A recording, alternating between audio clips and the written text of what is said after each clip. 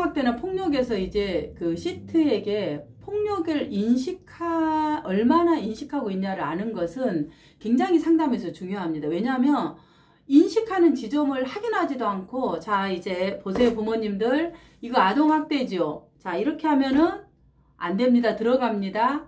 이렇게 이제 교육하는 부분들이 있는데, 이거는 별로 효과적이지가 않아요. 왜 그러냐면, 마음의 접촉이 안 돼요. 그러니까 먼저는 이 부모님들이 이걸 어떻게 인지하고 있고, 왜 이것을 했는지에 대한 상황을 해야 돼요. 아동폭력 교육이나 아동학대 교육은 천지가 교육 자료예요.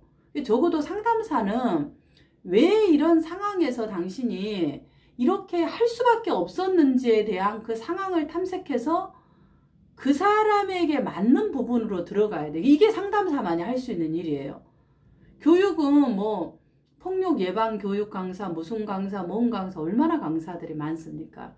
근데 이거 강사들은 상담을 하기는 어려워요. 상담은 상담사만 사실은 들어갈 수 있는 거예요. 어떻게? 그 사람의 고유한 심리적인 특성과 왜 당신이 그것을 몰랐을까?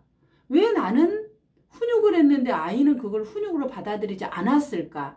이 아주 첨예하면서도 심리 내적인 그 아주 섬세한 부분들은 상담사만이 사실은 파악해서 들어갈 수 있는 지점입니다.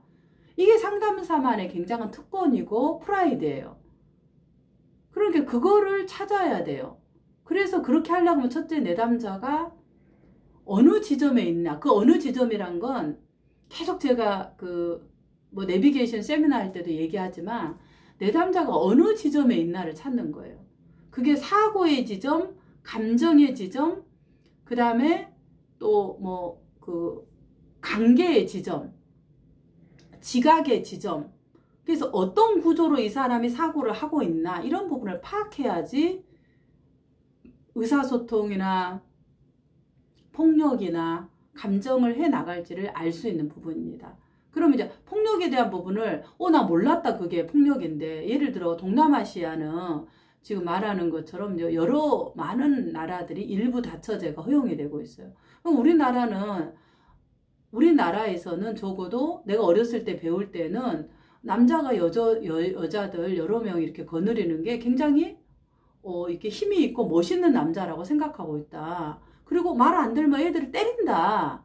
그러면서 다 교육을 받아왔다. 근데 왜 이 한국에서는 이런 것을 막 이렇게 그 애들을 아동학대에서 잡아갖고 가서 재판을 하고 이러는 게 도대체 이해가 안 간다. 이렇게 이제 문화적 차이를 얘기하는 시트들도 있어요. 그럼 이제 그것 또한 역시 마찬가지로 인정해주게.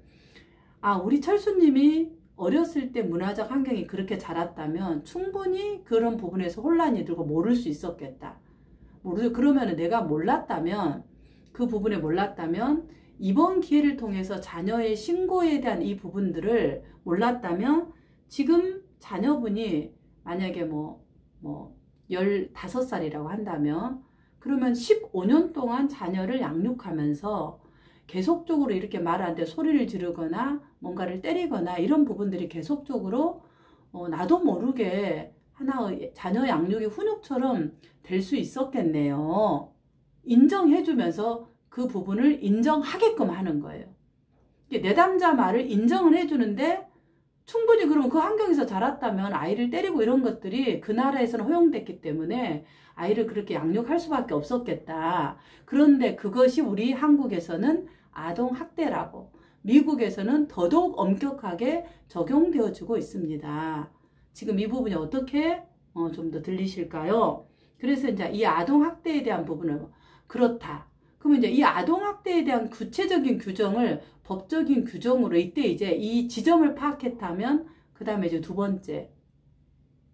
그러면 이제 아동학대 규정에서 지금 얘기하는 이제 법적 조항에서 한번 같이 볼게요. 그래서 그냥 얘기해 준 게 아니라 법 조항을 이렇게 보여주는, 법전을 요항을 보여주는 것이 사실은 되게 효과적입니다. 17조 3호 보세요. 한번 볼까요? 한번 읽어보세요. 그래서 읽어보게 해요. 자, 5조 한번 읽어보세요. 자, 여기에 어떤 것들이 조금 이게 우리 지금 철수님께서 내가 몰랐지만 했던 것이 어디에 좀 해당된 것 같아요. 여기에 해당되시군요. 자, 지금 읽어보니까 어떠신가요? 아, 참 내가 이거를 몰랐다. 그래서 사실은 이번 기회가 속상하고 억울하지만 지금 어떻게 말하면 우리 철수님께서 이번 기회를 통해서 만약에 이거를 재판을 안 받고 몰랐다면 좀 어떠셨을까요? 이런 학대나 폭력에 대한 부분이 계속해서 자녀에게 행했을 것 같다. 그러면 그런 나이가 모르고 했던 그 폭력이나 학대에 대한 행동이 구체적으로 자녀에게 어떤 영향을 미쳤을 것 같으세요? 좀 더 성인. 그러나 지금 그래도 10대 초반에 이런 과정을 통해서 알았다면 이후 우리 철수님께서 자녀와의 관계에서 어떻게 달라지기를 바라세요.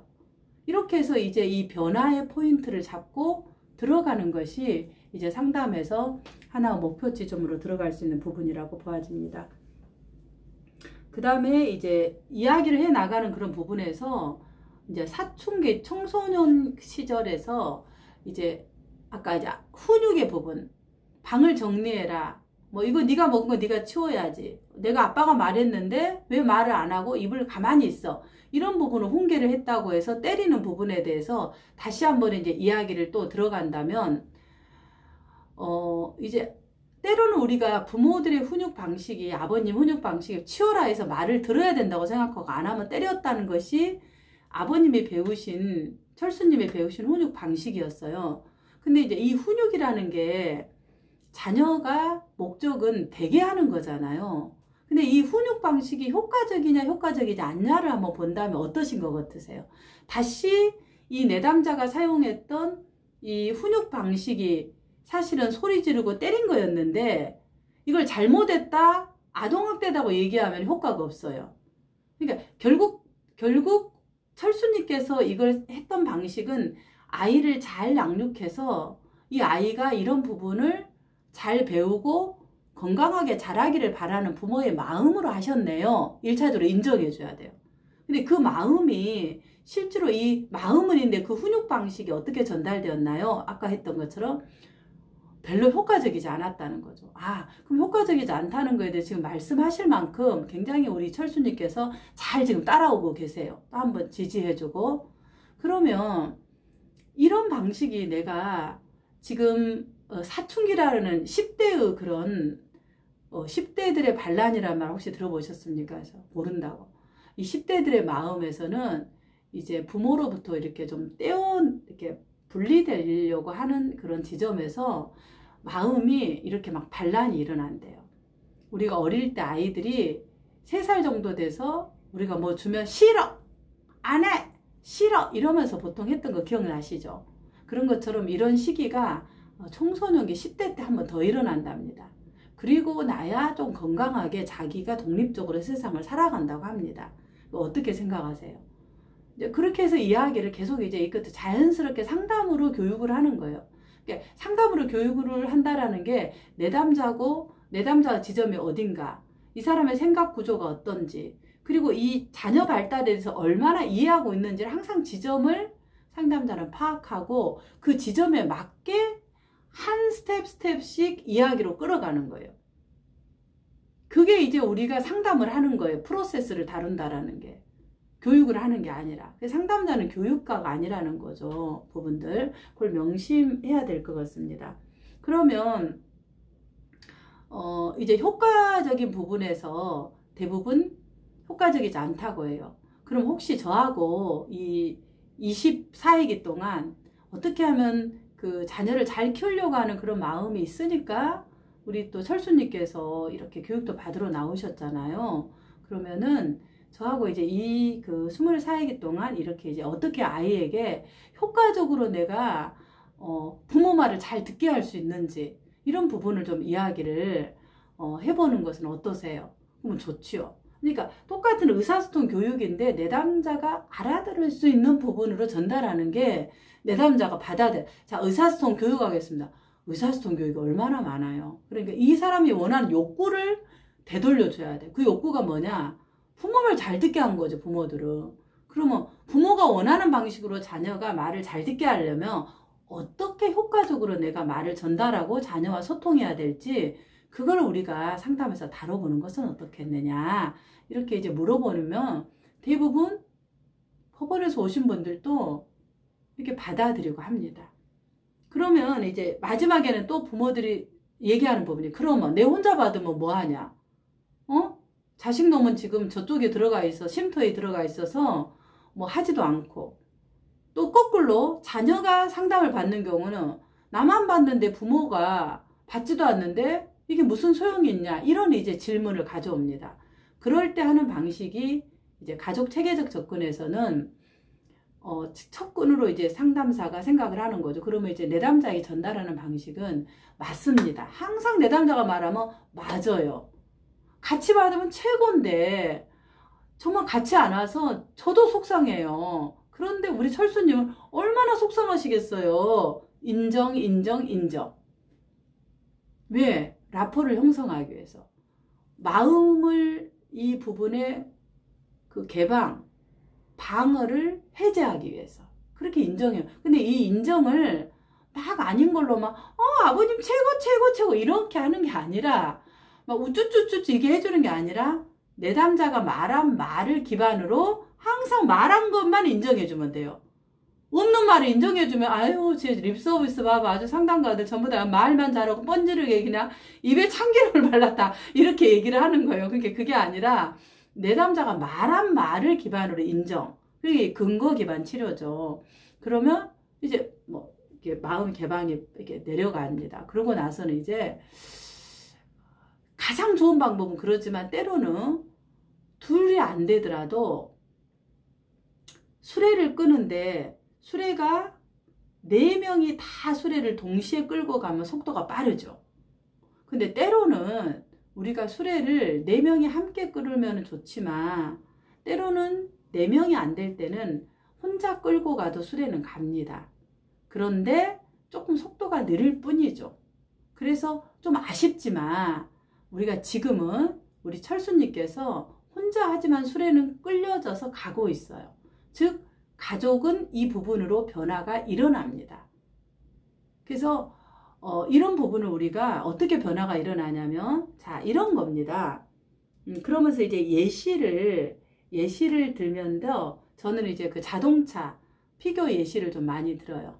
그래서 이 자동차의 바퀴가 4개가 다 연결돼 있어요. 이걸 우리는 가족 체계라고 합니다. 서로 연결돼서 끊어질 수 없다. 울타리다 그래요. 그래서 한 사람이 화가 나면 어때요? 옆에 사람에게 영향을 주고 모두 다 전염이 되죠. 그런 거 경험해 보셨죠? 그럴 거라는 거.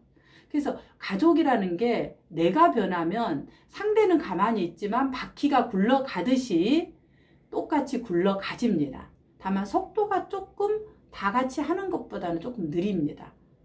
그래서 우리가 이런 방식으로 전체적으로 바퀴를 저하고 한번 우리 철수님하고 힘을 합쳐서 굴려서 우리가 한번 속도를 내어보도록 하죠. 그리고 어느 날 또 따님께서 또 우리 아내분께서 합류하셔서 또 가족이 합류하셔서 한다 그러면 훨씬 저희가 속도를 낼 수 있을 것 같습니다. 그래서 이런 방식으로 제가 상담을 진행해서 목표를 이제 딸하고 그 내가 폭력이 아니라 뭐 이렇게 그 말을 내가 원하는 걸 표현해 보기 뭐 이런 방식으로 우선 우리가 한 달 해보고 그 다음 거 또 수정해 보면 어떨까요? 이렇게 해서 이제 상담 목표를 정하고 진행을 합니다. 여러분들.